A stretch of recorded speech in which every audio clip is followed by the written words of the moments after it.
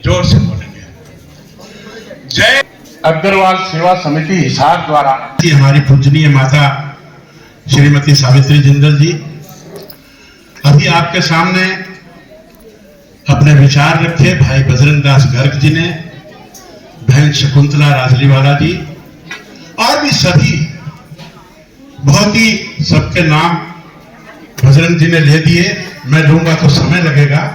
सभी मेरे सम्मानित बुजुर्गों, भाइयों, वंदनीय माताओं, बहनों और प्यारे बच्चों, जैसा कि मैंने पहले कहा, हमारा देश 1000 साल से गुलाम रहा। शुरू में इस देश के राजा 1000 साल पहले पृथ्वीराज चौहान होते थे। उन्होंने मोहम्मद गौरी को 17 बार हराया और कुछ जयचंदों के कारण वो 18वीं दफा हार गए। उसके बाद इस देश में शक आए, कुषाण आए, हूण आए, पुर्तगालीज आए, मुगल आए, अंग्रेज आए। उन सब ने इस देश की संपत्ति को, सभ्यता को, संस्कृति को जी भर के लूटा, लेकिन हमारा देश सशक्त नहीं था। 1947 में देश आजाद होने के बाद भी सशक्त नहीं था। भाई 1 मिनट थोड़ी देर चुप्पी का अगर दान देंगे तो। 500 साल पहले बाबर आया, उसने हमारे भगवान राम के मंदिर को तोड़ा, भगवान कृष्ण के मंदिर को तोड़ा, भगवान शिव के मंदिर को तोड़ा, अनेक मंदिर तोड़े। लेकिन क्योंकि हम सशक्त नहीं थे, इसलिए हमने उसकी इस बदमाशी को बर्दाश्त किया। लेकिन आज हमारे देश ने सशक्त होने का प्रमाण दिया है। 22 जनवरी को हमारे भगवान रामलला अपने घर में वापस लौटेंगे। तो मेरा आप सबसे आह्वान है कि अपने घरों में जितना स्वागत हम दीपावली पर करते हैं, उससे भी अधिक, क्योंकि यह मौका 1000 साल के बाद आया है, अपने घरों पर लाइटिंग करें, अपने घरों पर दीपक जलाएं और बहुत खुशी से अपने घर को अयोध्या मानकर और अपने भगवान रामलला का स्वागत करें। ऐसा मेरा आप सबको आह्वान है। दूसरी बात, हमने धारा 370 भी तोड़ी है। राजा हरि सिंह ने जम्मू कश्मीर भारतवर्ष को दिया था, लेकिन उसी समय 78,000 वर्ग किलोमीटर पाकिस्तान आज भी कब्जे में करे बैठा है। 1962 में चीन ने हमला किया और 38,000 वर्ग किलोमीटर पश्चिमी लद्दाख, पूर्वी लद्दाख, उसको आज भी कब्जाए बैठा है।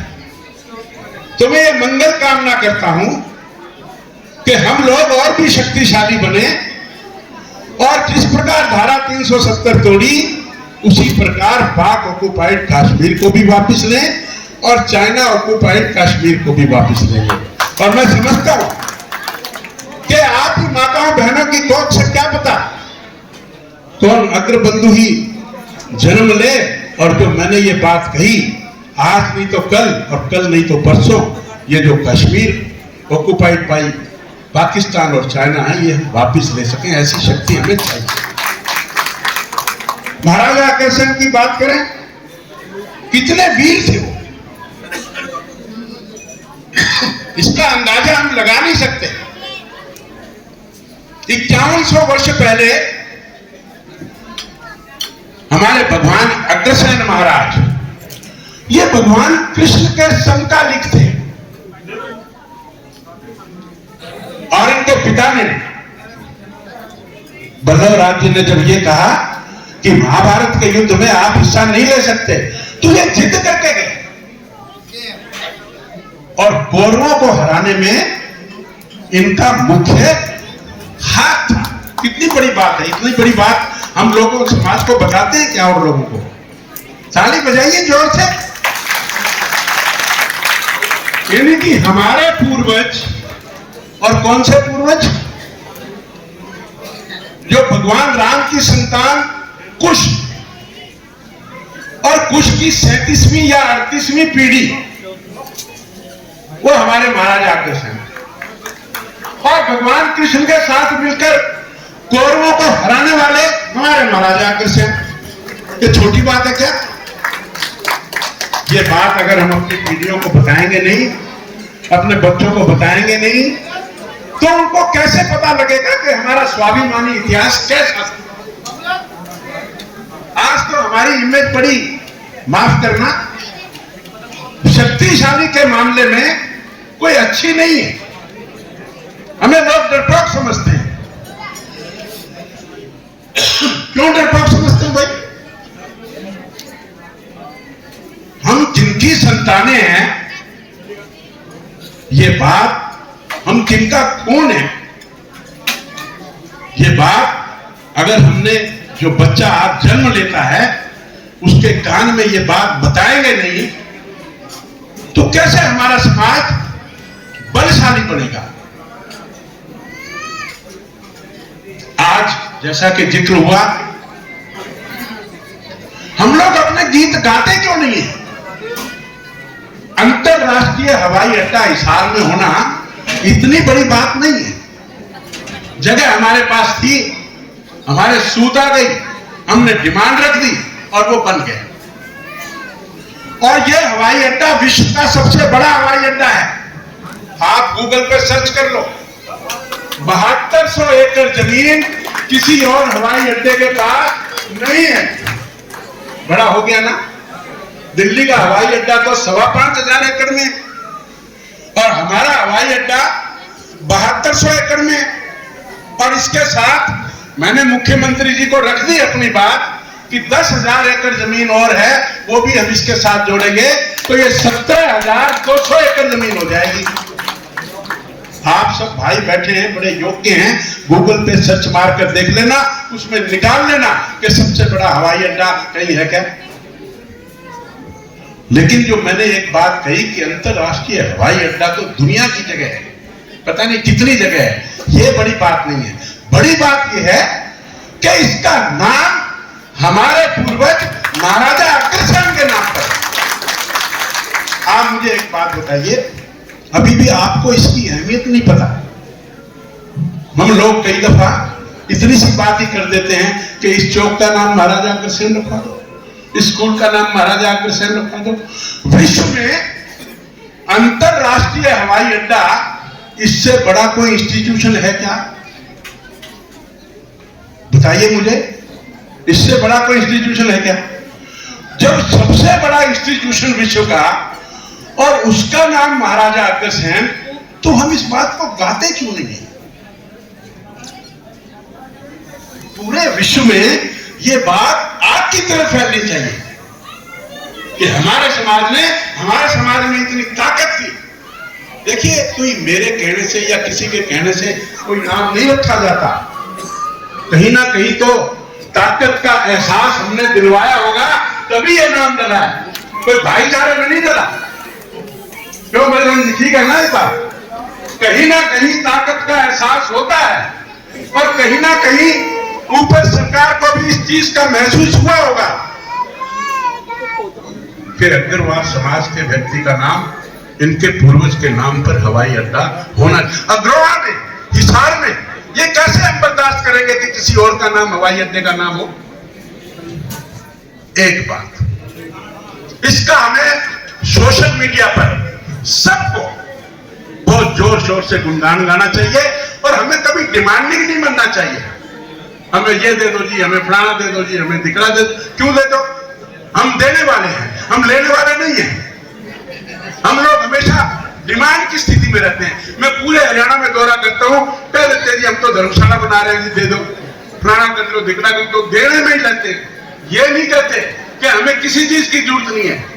हमारा समाज इतना शक्तिशाली है कि हमने विश्व के सबसे बड़े हवाई अड्डे का नाम महाराजा अग्रसेन करवाया। महाराजा अग्रसेन मेडिकल कॉलेज है यहाँ पर, सिविल हॉस्पिटल का नाम महाराजा अग्रसेन है। दूसरी बात, अभी प्रस्तुति में भी बताया कि अग्रहा महाराजा अग्रसेन की राजधानी अग्रोहा थी। अब अग्रोहा तो छोटा सा गांव है। क्यों भाई, ये गांव क्यों रहे? हमने माननीय मुख्यमंत्री जी को कहा कि अग्रोहा को हम अग्रोहा ग्लोबल सिटी बनाएंगे। महाराजा अग्रसेन ग्लोबल सिटी, और ग्लोबल सिटी कैसे बनाएंगे? उसके 25 किलोमीटर रेडियस, 25 किलोमीटर रेडियस का मतलब हिसार, हिसार से बरवाड़ा, बरवाड़ा से फतेहबाद, फतेहबाद से भट्टू, भट्टू से आदमपुर, आदमपुर से बालसुमन और बालसुमन से हिसार। इतना बड़ा दायरा, और इतने बड़े दायरे का क्षेत्रफल कितना हुआ? 2000 किलोमीटर, 2000 स्क्वायर किलोमीटर। हिसार जिले का कितना क्षेत्रफल है? 4000 स्क्वायर किलोमीटर। तो यानी कि जिला हिसार का आधा हिस्सा 2000 स्क्वायर किलोमीटर। आपको मैं बता दूं, जो मॉरिशियस है उसका एरिया भी 2000 स्क्वायर किलोमीटर। तो हम तो अपना अग्रोहा गांव जो आज है, जो महाराजा अग्रसेन की राजधानी थी, उसको 2000 स्क्वायर किलोमीटर मॉरिशियस जितनी जगह में हम इसको ग्लोबल सिटी बनाएंगे। और ग्लोबल सिटी बनाने के लिए हम सरकार से एक भी पैसे की मांग नहीं करेंगे। हम तो सशक्त हैं, शक्तिशाली हैं। हमारे अग्रबंधु इतने हैं जिनको हमने लिस्ट बना रखी है, और उसमें पूजनीय माता जी का नाम सबसे ऊपर है।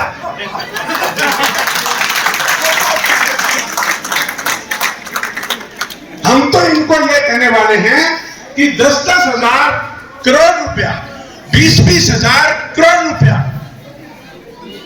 उसकी इन्वेस्टमेंट करें। हमें चंदा नहीं चाहिए।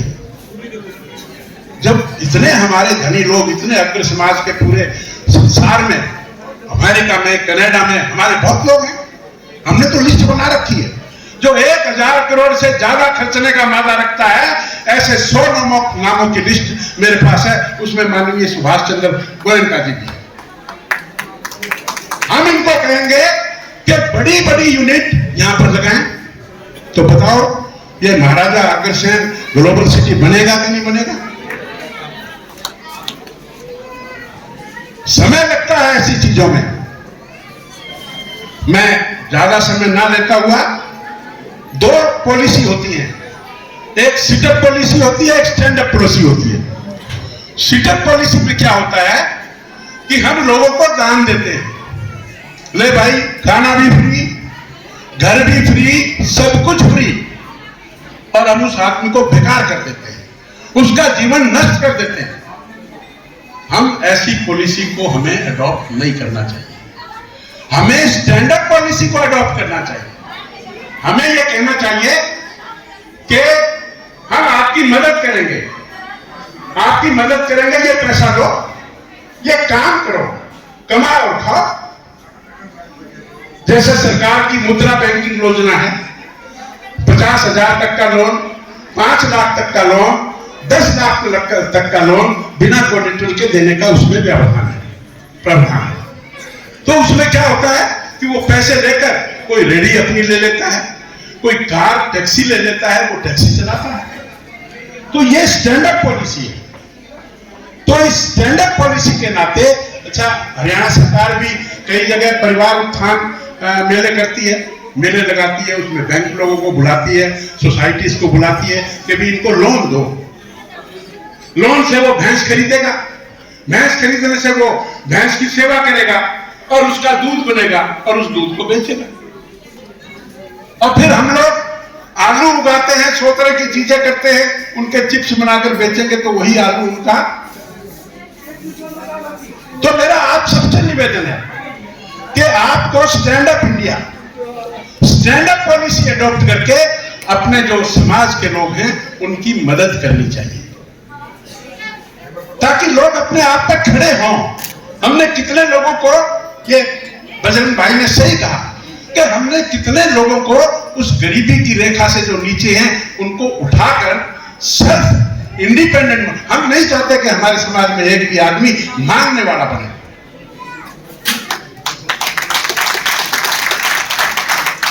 मैं आपने जहां तक समिति की बात है, बहुत अच्छा काम समिति कर रही है, लेकिन इस उद्देश्य को सामने रखते हुए, लेकिन इसमें कोई शक नहीं कि हमारा कोई भी समाज का आदमी भूखा नहीं सोएगा। अगर वो सोएगा तो ये पाप हमें चढ़ेगा। आप जितने लोग बैठे हैं, पूरे विश्व की संख्या 8 अरब है, 790 करोड़ के लगभग है, 8 अरब इसको हम कह सकते हैं। लेकिन हम सब का स्थान ऊपर के 10 लाख में आता है, ऊपर के 10 लाख में। और ऊपर के 10 लाख में जैसे मान लो हिसार है, हिसार जिले की संख्या 20 लाख है, तो हमारा जो स्थान है वो ऊपर के 1000 में आता है। लेकिन 1000 को छोड़कर बाकी अगर कोई भूखा रहता है तो ये पाप हमें चढ़ेगा। तो हमें उनको, हमारे दीनदयाल जी ने भी कहा, दीनदयाल उपाध्याय जी ने भी कहा कि समाज की अंतिम सीढ़ी पर जो व्यक्ति बैठा है, अगर वो भूखा है तो उसकी जिम्मेवारी, परिवार में 4 बच्चे हैं, एक परिवार में एक बच्चा विकलांग है, गरीब, मतलब वो कोई किसी तरीके से असहाय है, तो उसकी सहायता करना माँ बाप का फर्ज है। अगर वो भूखा, हमारे यहाँ आरक्षण जो दिया जाता है बच्चे को भी दिया जाता है। बच्चा जब तक 2 साल का नहीं होता तो माँ की छाती का दूध उसके लिए रिजर्व है, लेकिन 20 साल के बच्चे के लिए तो वो रिजर्व नहीं है ना। तो आपने मुझे पहले ये जिम्मेवारी, हमारी माता जी के पास पूर्व में निकाय मंत्री रही और सौभाग्य से वही मंत्रालय आपके आशीर्वाद से हमें मिला, तो उसके तहत तेरा तुझको अर्पण क्या लागे मेरा, मैं उस ग्रांट में से 11 लाख रुपए इस अग्रवाल समिति को देता हूं। और पैसे की अगर और भी कोई जरूरत हो तो माता जी बैठी हैं, उनके सामने मैं कुछ कहता हुआ अच्छा नहीं लगता। आपके आशीर्वाद से कोई कमी नहीं आने दी जाएगी। इतनी बात कहकर आप सबका धन्यवाद और आभार व्यक्त करते हुए मैं अपनी बात को समाप्त करता हूं।